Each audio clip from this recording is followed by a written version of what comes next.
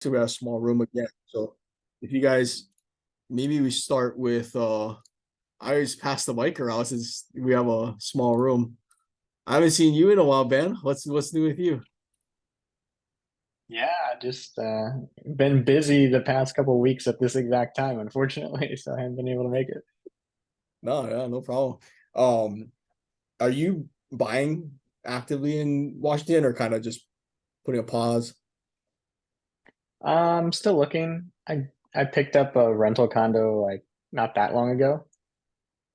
So that's kind of been taking up my time recently, but we've got renters in there now, so just Nice. hanging on to that and looking for opportunities that are kind of few and far between at the moment.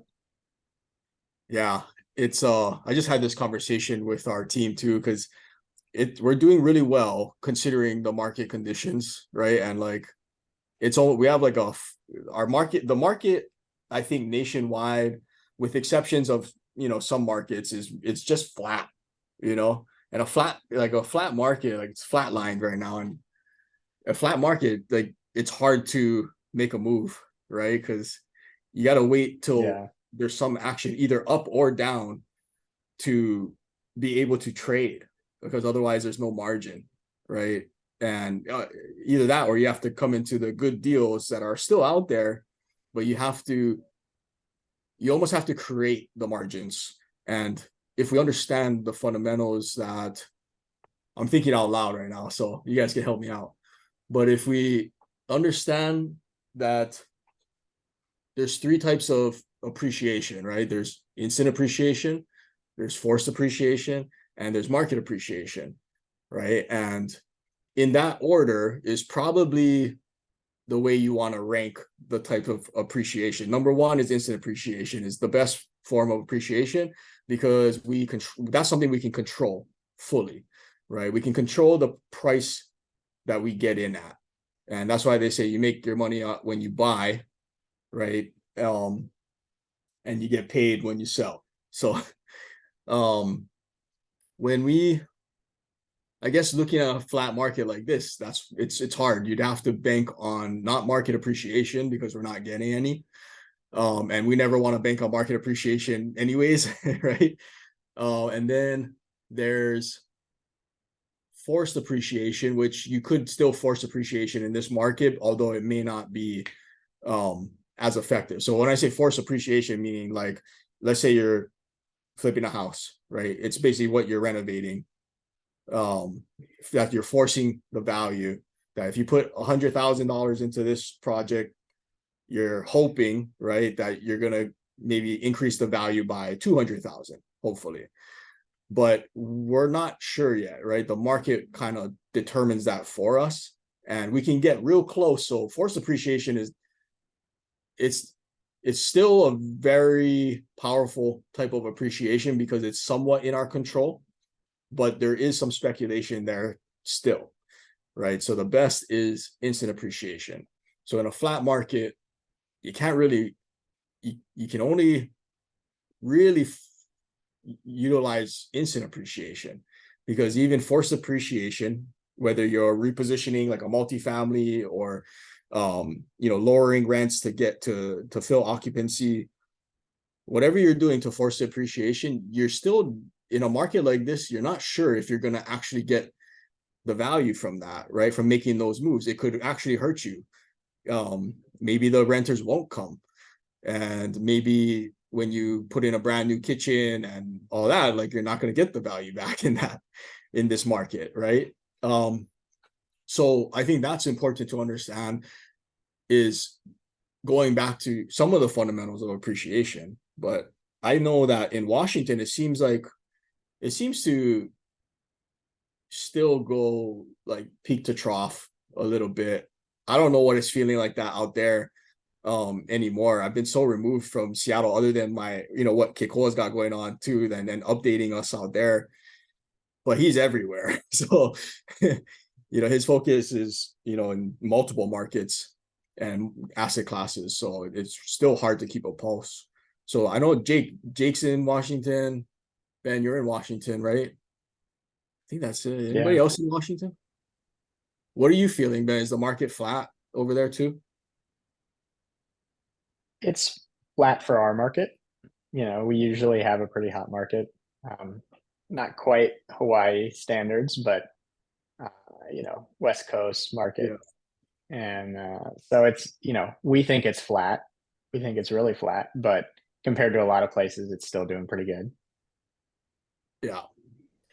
Yeah, and Washington too is yeah, it's always been a state like it kind of swings heavy. So I would think that yeah, in this market it's still a market that you can trade properties, trade deals, but it's substantially less, I'm assuming, just like every other market right now. Yeah.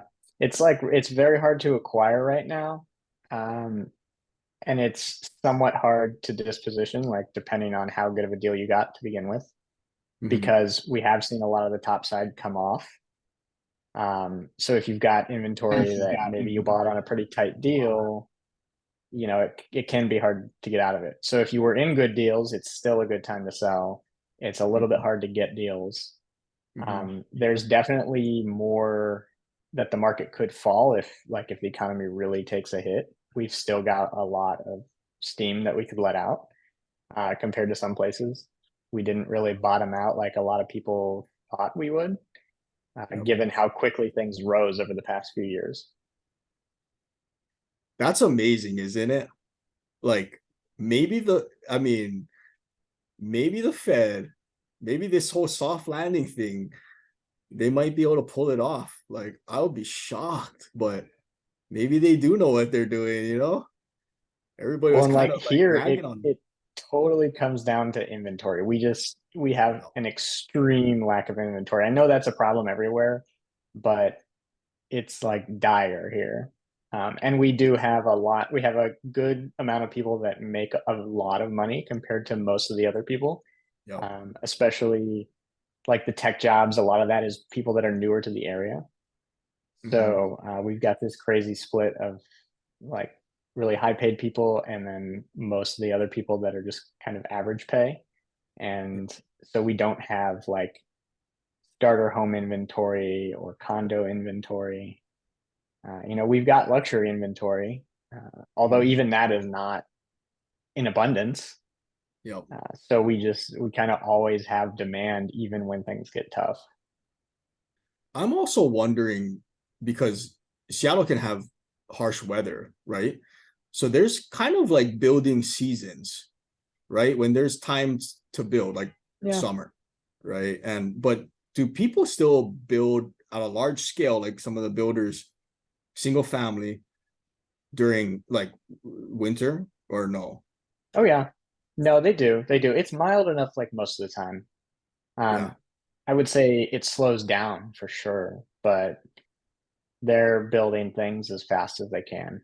It's just we don't have like a lot of land. We've got hills and forests and water. So there isn't just a bunch of land that is cheap and easy to build on like there is in a lot of places. Yeah. And that's another thing that drives up the cost is even when they build the inventory, it's expensive to build it and it takes time. Permitting is super slow, very Mm-hmm. expensive.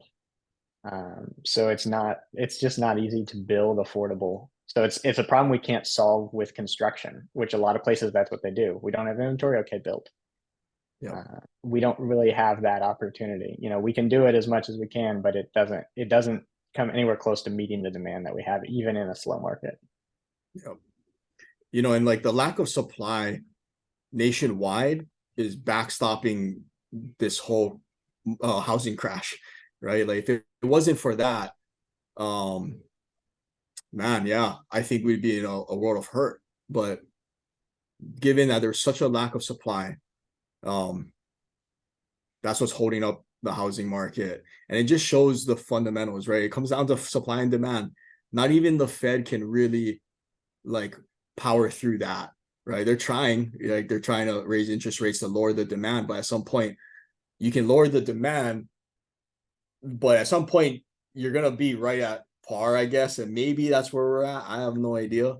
I don't feel that way. I feel there's still more demand than supply. Um, so I don't know if there's more rate hikes to come, and it's not just the housing market, it's in different industries is what we're looking at. But one thing to keep an eye on, which is part of the news that I was following, is student loans have their, are back in payments, right? So I think they took like 3 years they were allowed to defer their student loan payments during COVID, and they just lifted it last month, and the first payment was due by October 1st or 2nd or something like that. So right now we're probably just passing the grace periods where people are going to start to accrue, default interest probably, or penalty, a higher interest. And if they can't pay, like, this is what I'm worried about, because I know that during the pandemic, like, and when money was basically zero, didn't cost anything, money was free, like a year or two of that caused, I feel, a lot of habits to be formed, like living habits, spending habits. And habits is one thing that I want to be more intentional about, but it's hard, right? Hard habits, but it's very powerful. If you guys read the book The Power of Habit, such a great book. And you start to realize that, yeah, our habits can kind of, good or bad, take over our lives, and you'll realize how powerful habits are. They're all around us.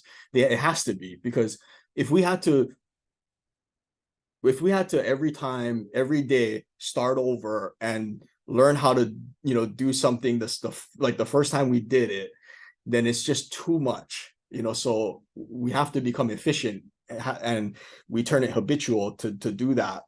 And that's hard to break when you have that, so not only do we have, student loans that are coming due now that we don't even know if they can even pay, right?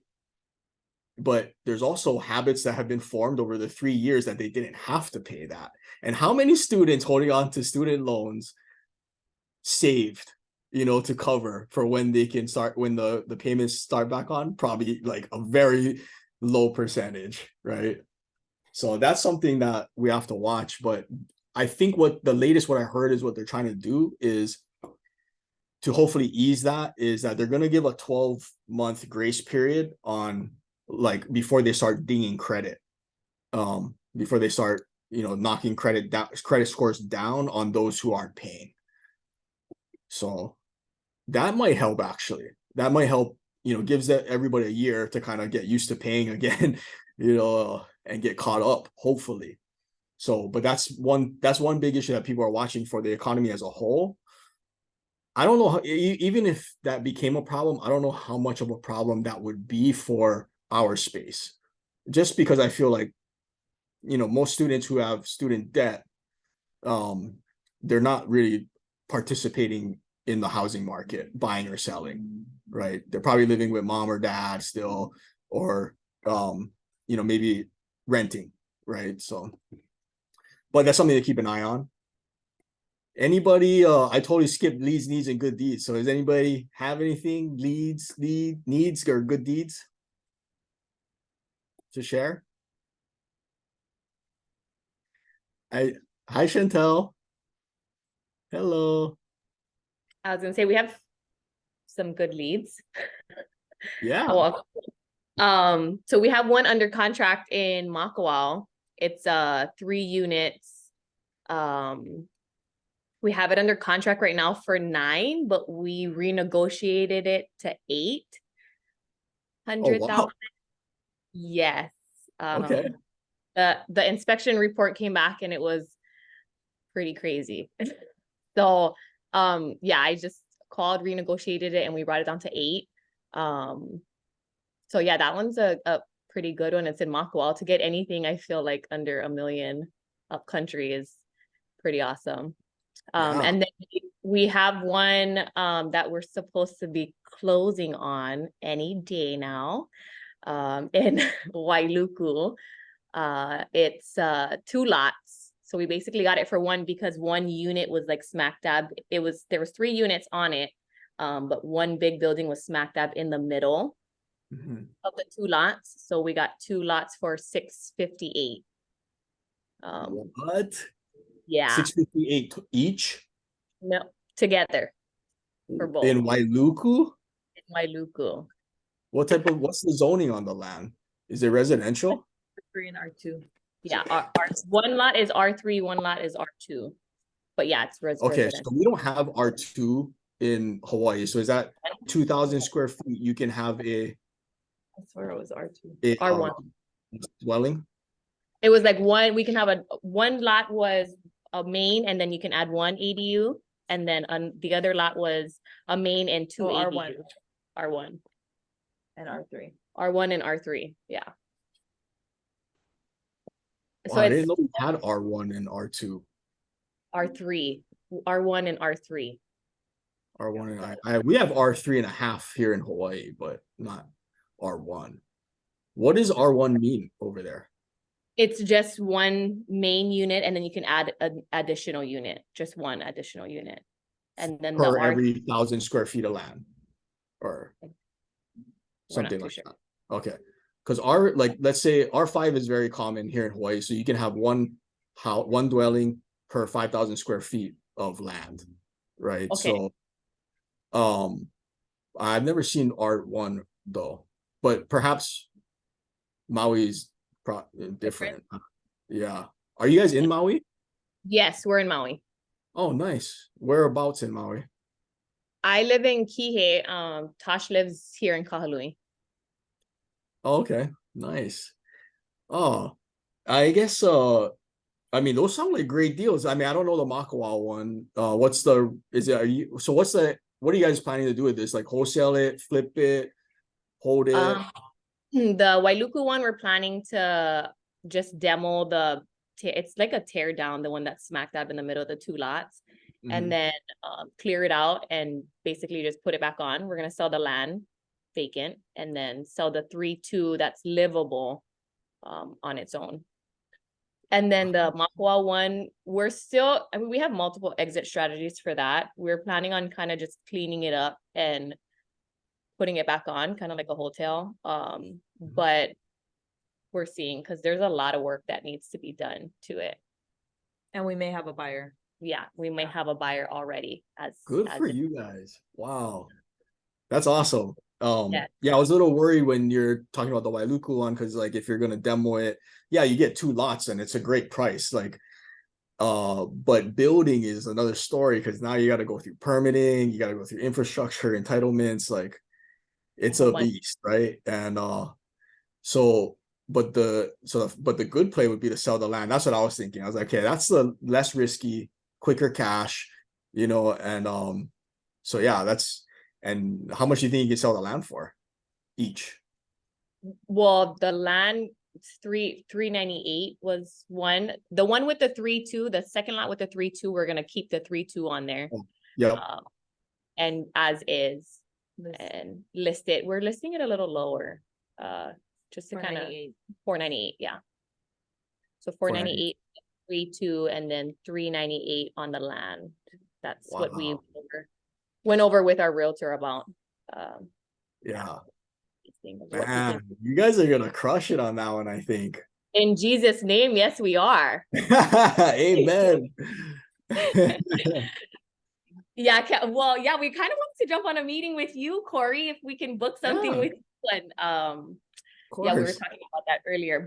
And then we also have something that we're looking to put under contract today in Wai'ehu Terrace Heights, Wai'ehu Heights. And this one is it's a sick one. Like the view, Where the is this? house it basically needs, like, we walk through and it just needs like light clean, but the guy's like, The squatter. there was a Oh. squatter in there. Yeah. So the Okay. guy just wants to kind of get it going. He wants to, It's been a Yeah. headache, yes, it's been a headache. So but he's a smart real estate investor himself. yeah, he has like, Nice. we actually called him for a property that we seen that in Kahului It and looks when we vacant. that looked vacant. And when we called him, he's like, I don't have this one for sale, but I do have another one that I do want to sell. So that's how we got that lead was Oh, I want to know more about your guys' story. Like we should, yeah, if you guys are, yeah, I'd love to hear more about what you guys have going on, how we can help. definitely, we love that. Karen's in Maui, Yes, Uh, Karen's awesome. Anna's in Maui. Anna, yep. Who else is on? Oh yeah, Junior Justo. Tammy. Tammy, how are you? We'd love to connect with you too if you're here in Maui. We see Karen and Anna like at meetups and stuff, but whoever else is on Maui, we'd love to connect with you guys as well. Chantel, I would love to connect with you guys. That would be wonderful. I'll put my Yep. information in the chat, but thank you. Yes, I have a lot Sure. going on and would love to hear your story and see your lot. Yes, of course, we'd love Hey. to share. Do you have a contractor for your house? We do have, House in Yes. Makawao? Okay, because my husband works for an awesome contractor here. So if you ever need a contractor, we know, will they take usually- information. We can Yeah. never have enough contractors. Yeah. right? Okay. Seriously. I'll share it with you, but I'll put my information in the chat. Please connect. Oh, thank you. I'll just take a picture. Well, there's Karen. Hi, Karen. Man, the ladies are taking over Maui. What's up? My husband actually has a house that he's almost under contract. So, but I'll have him share. It's kind Yeah, of complicated, Let's go. a financing kind of deal. But I have him share Cool. if he hears Yeah, me Thanks, Karen. working. Dunya. What's up, bro? I miss you. I don't know if I he's miss paying you. attention. I don't know if he's paying attention. What's up, Corey? What's up? What's up? How you been? Good. Yeah, we get Good. we get one contract going in. Hopefully we're gonna close next week. Ooh. It's a smoking deal, like smoking. Let's hear it, man. What's the numbers?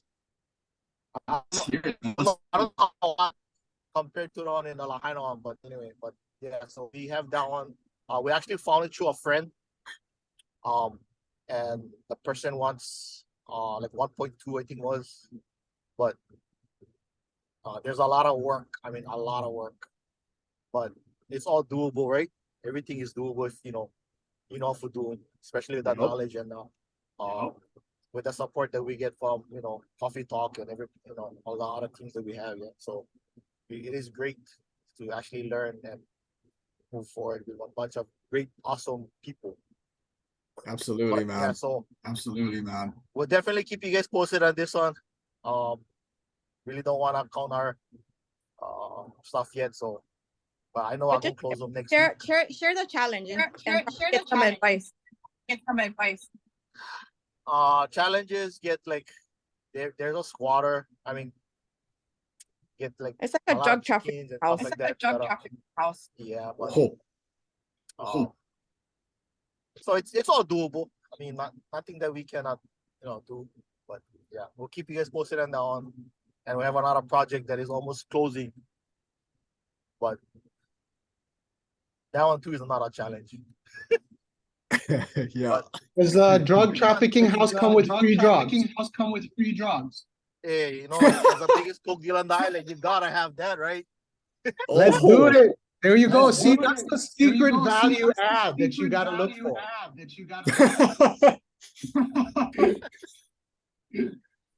Yeah. Oh, I like man. partner. Corey and I like partner. Anytime. Yeah, get free drugs. All right. It's like a multi-family. It's like multi-family. Yeah, That's gonna be get one like of ours. four. One of ours. There's a cottage. Get one 3 main bedroom. Get a 2-bedroom upstairs, and then there's one unpermitted, but everything else is permitted. And And it's per lot. It is on top of half acre lot. Wow. That's pretty good. And where's Yeah, that at? it's It's in upcountry. No, it's in Kihei. It's a gem that we found. Nice. So Nice. yeah. I love Kihei too. Right on, Junior. Alrighty. Well, congrats on that deal, guys. I think our Coffee Talk team is just winning. We got the ladies, Chantel, and I'm so sorry. What was your name again? Tasha. Tasha. Oh yeah, thank you guys for coming on. Hi, They got Tasha. smoking deals, man. Oh, It's we like smoking deals. How come we can't get smoking deals? yeah, we like smoking deals. Oh, I guess Let's we partner. gotta go Maui. Let's Oh, partner. yeah. Let's partner. Let's Amen. go. We're in. We're working one in Lahaina too, but I don't know about, it's close to the fire, but we're working that one too. So hopefully that's another 3/4 acre lot with like 3 units on it. So we probably need a partner on that one because we want to CPR it.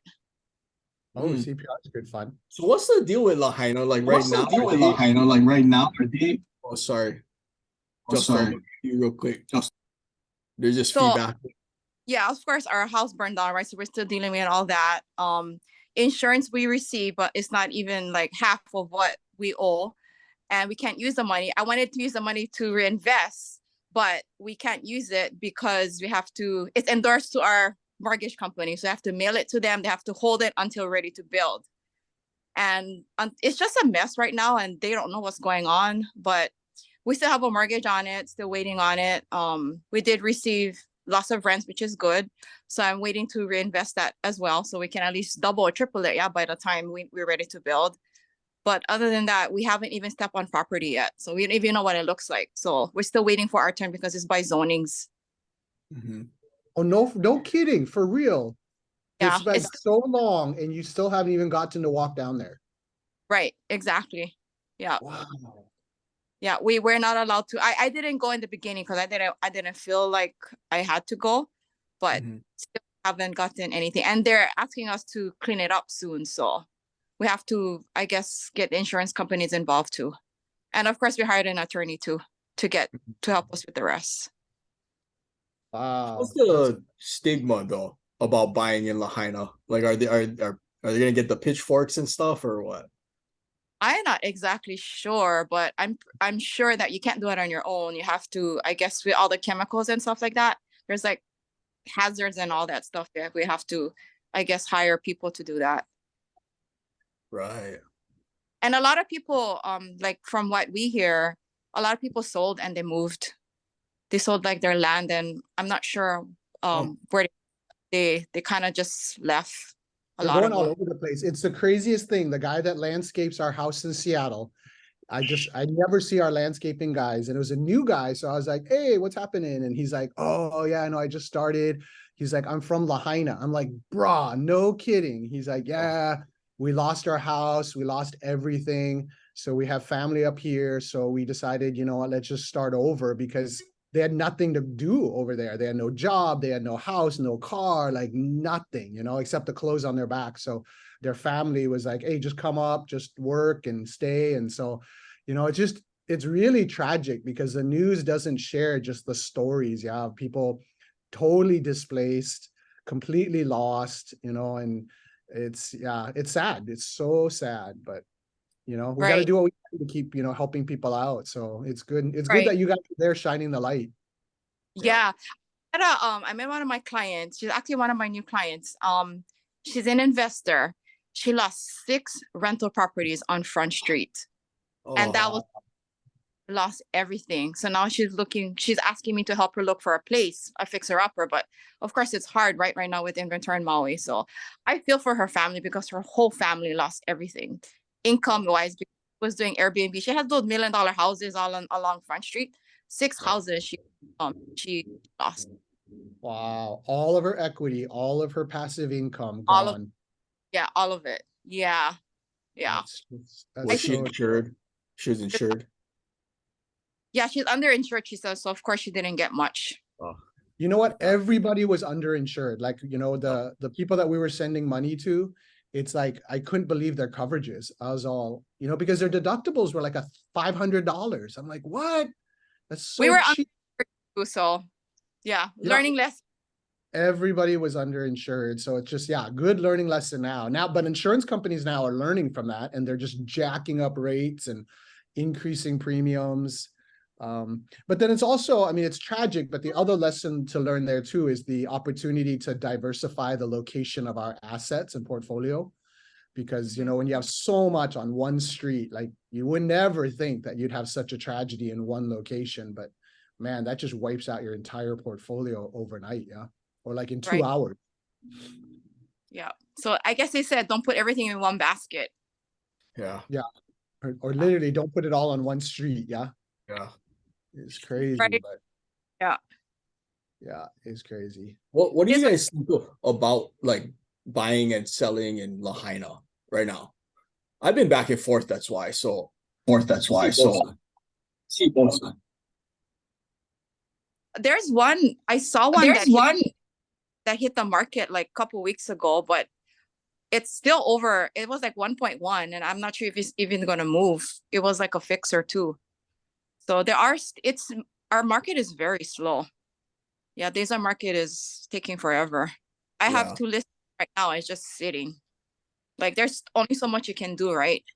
Mhm. Yeah, Because I was thinking about it, and it's like there's people who, I mean, Lahaina's not going to be back, for years. I mean, Josh Green said 7 years or so. Like, if you say 7, you got to stack on it like another 5 or so. So now I see it, like you don't want anyone getting taken advantage of or making an emotional decision that they're going to regret later, selling their property, in Lahaina. But at the same time, it's like that town's probably not going to come back for, maybe a decade. And like, you can't wait around for a decade. Some people cannot, they need their money now to move on. So Right. I've been back and forth, but I was talking to an appraiser last week, and he lives in Lahaina, and he was appraising homes in the area. And he said, right now, of course, it looks really bad, right? But I was asking him, should I sell? What should we do? And he said, he said that to just hold on to it because it's gonna get worse. The value is gonna get higher, and just everything's gonna increase in time. We just have to be patient, he said. Well, yeah. that's his prediction, but I can kind of see it too. But just probably rebuilding is going to be like 3-4 times the price. Mhm. That's Well, supply. Right. we have to think about this because this is directly in our space, right? Because that town will be built back, right? It's just when. Now, the second question is who? Who's going to build it back? Who's going to buy the land? Who's going to rebuild these houses? Is it going to be the government? Is it going to be private investors like ourselves? Who is it going to be? Hedge funds? Like, who's going to do that for Lahaina? And what's the plan? Because it can't just be the government, because then that's not. I don't feel that's right. So, when they had. Oh, go ahead, Karen. No, it's gonna take forever if the government does it. Yeah, right. Yeah. Unfortunately, I think it might take forever either way. But I think it like when they had Hurricane, was it Katrina in 2005 in New Orleans? They after that, the devastation, the government gave like massive incentives to developers, investors to come in, and builders, to come in and rebuild, the neighborhoods and the city, and that's how they brought that back so quickly. Actually, is that the government, I think, turned to the private sector and gave them the opportunity to come in, and they had major tax breaks and incentives, and it worked. I mean, I think it worked. So maybe that's like a game plan. All I'm saying is that perhaps all of us here like should stay ready for it. If we're if the doors open and they're asking us to come in, like, hey, we need investors, we need builders, we need developers, whoever wants to bet on Lahaina, please come. We'll give you tax breaks. We'll give you this. We'll give you that. That might happen, once they run the numbers probably, and they start to see like, wow, this is going to take a long time. It's going to cost a lot of money. They might lean on, the private sector. So. Yeah, 100%. Yeah, I agree. Of course, by then, Karen and Justo will be in Vegas already. So they'll be starting a new chapter. Wait a second. How come I don't know this news? You never know. You never know. We We told you this last time. Oh yeah, Actually, that's right, you did. Oh, Yeah, yeah. that's right, you did. Oh, actually just for our trip, Kikoa, it closes on the 8th. Congratulations. Yeah, so we're excited about that. After we're ready to rock and roll some more. Yeah, Let's go. that's Yes. awesome. That's fantastic. So you guys close on your new house on December 8th, and then you guys are gonna fly in that weekend so we can come, everybody come stay at your house. Party at the new house.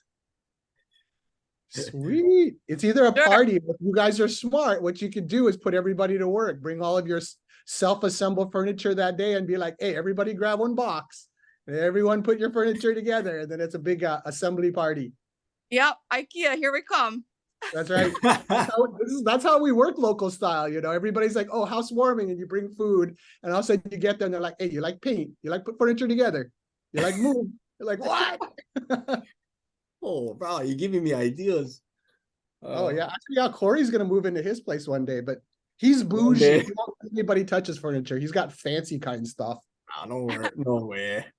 Now I'm with Karen and Justo, man. We do IKEA. Yeah. I love Very IKEA. Wait, I can't wait. That's awesome. Congratulations. That's gonna be so awesome. Thank you. That's great news. I'll be back in Vegas again. Man, it was so crazy. So I mean, I don't fly nearly as much as Kikoa, so I can't even imagine how they treat Kikoa. Because Kikoa and I never really fly together, yeah? We've traveled the nation I together. try to fly with you and you book on the wrong flight. So either you're not very good at booking your flights, Hey, or bro, you don't smell. why are we talking about the past, you know? The past, like last week. Well, I'm still learning, you know. I'm not million mile member like you, but last time this past trip, we had a connecting flight that was like really tight. Like we were boarding right when we were landing. And so somebody who picked us up, me, Alex, and Layla, and then drove us to the lounge. And so we were able to not only make it on time, but like get to hang out in the lounge for a little while. He took pictures of us next to the plane and stuff. And I was asking him, do you guys do this for everybody that's like kind of has to rush to the gate? He said, no, I guess if you're a diamond, they hunt you down. So props to Delta. Like they really treat their people who spend money with them like well, you know. And because I've been on American, been on United. American, that one was the one that finally I was like, okay, I'm sticking to one, and it's gonna be Delta. And it's mainly because Kikoa, but I don't even know how I went down that road, guys. Oh, travel. What about travel? I don't know, but Corey every once in a while gets on these little tangents, and you go like, "Ooh, we're gonna go on a journey," and we're not sure exactly where we're going. Yeah, sometimes you just go. But Vegas, we're good. I'm gonna be back. When are you going back, Kiko? Probably pretty soon. I'm here on Oahu now, so if anybody's on Oahu, like get some poke, let me know. But yeah, I'm not sure yet. We're trying to figure some stuff out. I'm definitely gonna be there for Karen's party, so you should definitely be in town. December 8, 9, 10. And that's the weekend Seahawks play the 49ers. So You know. Are you a 49ers fan, Karen? Oh yeah. Hardcore. Oh, you need to sit across the table from me then. We will talk trash. Yeah, definitely.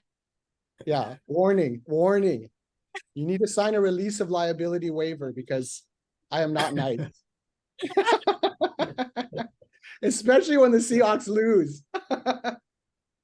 That's all right though. Yeah. 49ers are doing Kiko great. has a whole man cave with all Seahawks stuff downstairs. I've slept in it. Yeah.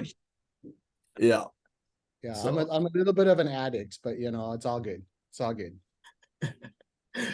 Well, we were talking about deals before. I think I took it off track. We have a bunch of deals going on in Maui. It sounds like the ladies are kicking booty, and Junya. Wow, that's great. Congratulations. It's actually a pretty huge applause to all of you who are finding deals in Maui right now, because it's such a tough market in Maui. It's so to find deals and then to try to figure out how to source them in terms of construction and trying to keep material costs down and labor costs down, like that's going to be challenging. So yeah, if there's anything we all can do to help out, let us know. Yeah, before you jumped on, we were talking about how the market seems to be flat nationwide, right? And that's the hardest Flat- market to play in. Yeah, you flat can't and really drop. make a move. Yep. Yeah. Like you kind of want it to drop or go up, like one way or the other. Like let's make a move. So, Yeah. but in some markets it's starting to move, like, but not up, you know, in many of them. We just came from Austin. And Austin, you're starting to feel the pain a little bit. But there's still a lot of building there. There's cranes everywhere, and those projects have got guys on them working every day. I was watching them. So Well, Corey, I would say that on those situations in like Austin, Seattle, Los Angeles, I think we're going to still see cranes. The reason is because those were projects that got out of the ground just after COVID and life was good. So, people bought land, they've got bridge debt, they got funding. But I think what we're going to start seeing is a lot more of those projects stall out because there's not going to be enough funding to finish construction. Because And I think pre-sales, my sense is that their construction bridge loan was for material costs back 2 years ago. And Yeah. now construction costs are through the roof. And so I think we're going to see a lot more of those just stall out, and you're going to see a lot more of them for sale partway through. So I think I'm already starting to see quite a few projects like that, where even on the smaller scale, like multifamilies, even big, huge single family flips, where people who are investors who are in it, they suddenly run out of funding. So now they're just trying to offload it. And then their bridge debt's coming due and they're not having more money and they can't bring in more private capital because there's no more equity. So they're having to sell at a loss. So I think there's going to be a kind of a dramatic time in the season ahead. That's my feeling, because I think Austin actually has plummeted over 20%. So I think the construction is really just kind of a trickle down still. And then at some point that trickle is going to die off. And then I think that's when it's going to be pretty crazy. Yeah. I can kind of get that feeling in Austin because it's almost like the builders are, because there was a lot of activity on the projects, like almost every floor seeing guys, you know, these are high rises. So like, it's almost like they're rushing, like they're, because you're right, it'd probably be working off of like 3 years ago numbers. And then, but the other thing too, is like, they also project years out, right? They know it's not going to happen tomorrow. But when the market, when the interest rates change so quickly and when inventory changes quickly, like everything changes, right? And the builders are having a hard time finding that balance, except for in Vegas. I heard so at NPLA, they had a Devin Bachman, she's an analyst, and she's looking at all the data, and she said Vegas already has made their correction when it comes to builders, which now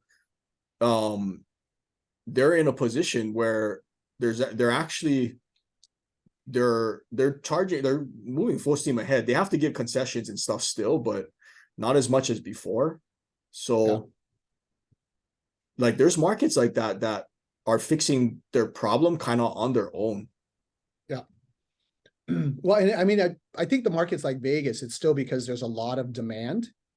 And so because of the demand, the contractors are still doing very, very well, even though the prices have adjusted.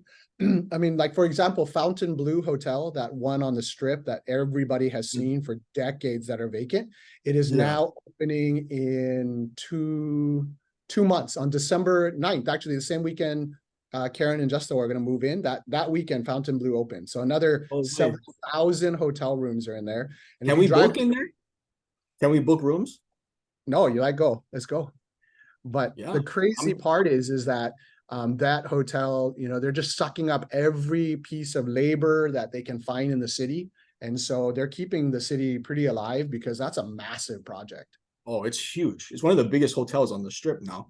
Oh, it's massive, bro. And I mean, talk about workers in all directions. Like, I don't even know how they're not crashing into each other because they're blocking off the streets because they have so many trucks and deliveries and painters and people careening off the building, washing windows while windows are still not even installed yet. So, I mean, it's kind of a crazy, almost like a shit show to watch, but it's kind of fun. Well, we It definitely makes- gotta go stay there. It makes our renovations look so peaceful compared to theirs. Yeah. I'll never forget the first time you and I went into Vegas and we had, you know, a few projects and stuff. Like the first time we were stepping foot in there, dipping the toe in. We saw, remember, because we stayed at one of the Hiltons next to it, and Yeah. we're looking out the windows like, what is that? You Yeah. know, like oh, some billionaire bought it, stripped it of everything, and then sold it. You know, and you look at the history of that project, and the thing was just cursed. Yeah. You know, developer after developer going down. Like, Yeah. so who owns it now, and what reward? Like, what is there? Are they part of like MGM or Caesars or? We'll have to do the research and go, we should all do a coffee talk stay over there. But yeah, it's a fascinating story in terms of opportunities and flipping and investors bailing. But yeah, I don't think it's flagged. I think it's a Fontainebleau. I don't know if it's an MGM property, but it'll be So- interesting. Like that project has been through two recessions. I guess if you can call it like the COVID, you know, short recession, a recession, but so many, because that project started turning. I think it was right during the last Great Recession is what was the problem. I heard that's how long, you know, that thing's been kind of just sitting there as like a ghost, you know, kind of like a hotel with nothing in it. Yeah. And it's not small. Like this thing is massive. You forget about it because it's like all glass, it's blue, so it kind of blends. But when you see it, that thing is huge. It's like bigger than Resorts World. It's probably one of the tallest hotels. Yeah. It's the largest hotel being constructed right now in the entire country. It's got 3,000 rooms. Oh. It's massive. And Well, there you go. Fountain actually has a sister property in Miami. And then it's the developers that are funding it right now are Turnberry. So if you know, Turnberry Towers is right next door. Oh. So there's some pretty rich money in there that seems to be legacy money. But still, I mean, I don't know how they're pulling it off, because we're not talking like a few billion. We're talking hundreds of billions of dollars. So I hope it does well, because it's you know, it's a tough time to come into the hotel industry right now, but at the same time, people are still traveling to Vegas in droves. So it'll be interesting. We should definitely stay there. Maybe after they deal with all their issues, though. I mean, at this rapid rate of construction, you know, they're gonna have some problems shine through. You're gonna miss some stuff. Oh, 100%. Yeah, Yep. exactly. Well, And then having it sat for so long, you just kind of wonder, you know, I mean, like the structure has been there for a couple decades. So it's kind of a weird thing, you know, when you think about it. It's like it's new, but yet it structurally is not new. yeah. You know, at that lady Devin, when she was bringing up different markets across the nation, Las Vegas has had the highest spike in employment, highest rise in employment. So, which makes sense. You go to Vegas, it's like Disneyland everywhere. It's just like in the casinos, on the streets, like everywhere. It's just like, oh, sorry, excuse me, sorry, you know. So, Yeah, and when there there's is Hawaii people still like to be everywhere. entertained. Yeah, a lot of Hawaii people. Feels like home. And So- Karen and Justo are gonna be part of the new gang. Oh, that's exciting. I know. You and I still need to buy a house, dude. We're still looking. I know what's going on, man. Brah, it's hard to find it right now. It's I'm getting crazy. itchy. Oh, we're I looking wanna every day. spend Every day. money. We could be Karen's neighbor. They bought a brand new house for under 500. They built it, custom built. Yikes. I don't That's think she- I don't know how she you doesn't guys want are us as getting these neighbors, deals. though. Yeah. We'll go over every day. Hey, what's for dinner? You like eat? When we going gym? Oh, where, Karen, are you guys moving? Where in Vegas? On the south side by right across South Point. Oh, I don't know South Point. Where's that? Yeah, you Cool. do. Bob. It's right by where I live. Oh, okay. So you're west, southwest. Yeah. So our office is off Eastern, which is kind of like it's right on the border of Henderson. Oh, we're close then. Yeah, Yep. it's super close. It's close. We're Yeah, like Karen, on Dean we're gonna do Martin. some meetups at that office, so we need your help. We're gonna plan All right. some cool stuff. Good. Yeah, awesome. It's Man, good stuff. well, that's exciting to hear that people are getting contracts into good deals, it sounds like. And yeah, if any of you need anything or need help, like Kiko and I are always here. And we'd be happy to take a look to see if we can participate or lend or whatever. So Hey, Danny. Danny? Yeah. Oh I'll be yeah, there. gotcha. Hey, Corey, did you get my email for my business plan? Were you able to look at that? I did, Tammy. I have a I just- draft going. So, but yeah, when I do was just- you?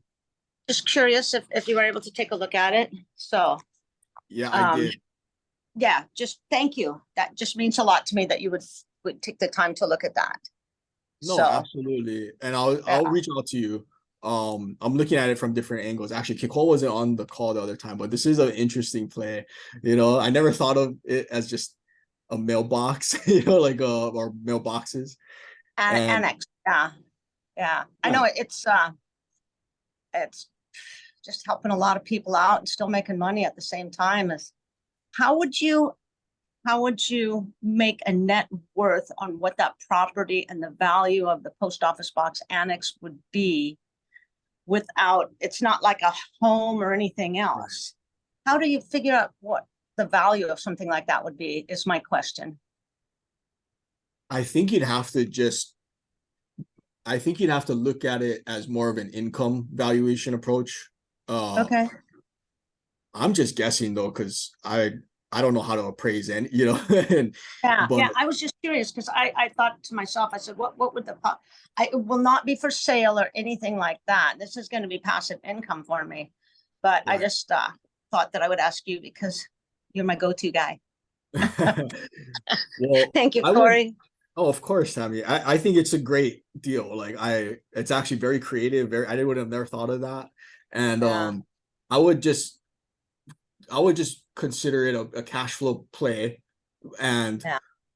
but there's got to be value in it too, equity wise. Absolutely. You Yeah. could sell your rights to it, right? And maybe that's what I mean. Like you have to more of like a find like a EBITDA approach and like the income generating approach, and then what multiple is it trading at if they are trading those I have no idea, honestly. Yeah, it's so off the wall and unique, and it's just something I can do to help a bunch of people and make things affordable for them and, give Yep. them things give them mail. That we take for granted, mail delivery, we take for granted.